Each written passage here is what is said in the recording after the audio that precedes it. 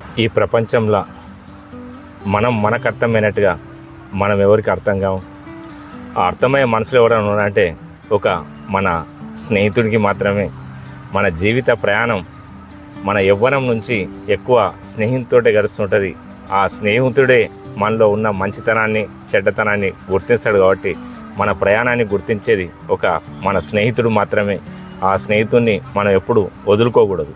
ఈ ప్రపంచం అంతా అన్వేషించిన మనకు లభించింది అది మనలోనే ఉంది. కానీ మనం అది తెలుసుకునేసరికి మన జీవిత కాలం కూడా మనకు సరిపోదు. ఈ ప్రపంచం అంతా పర్యటించిన నీకు దొరకంది అది నీలోనే ఉన్నది. కానీ దాని అన్వేషణలో నీ జీవిత కాలం కూడా సరిపోకపోవచ్చు. ఈ జీవిత కాలంలో కూడా మనం దాన్ని అందుకోలేకపోవచ్చు. దాన్ని అందుకున్న జీవితమే చాలా గొప్పది. ఆ జీవితమే సుసంపన్నమవుతుంది. ఆ జీవితాన్ని ఒకసారి ఆస్వాదించాలంటే మనం కూడా అలాగా అన్వేషణ చేసిన నాడే ఈ జీవితం యొక్క పరమార్థం మనకు అర్థమవుతుంటుంది. అర్థం కావడానికి చాలా సమయం పడుతుంది.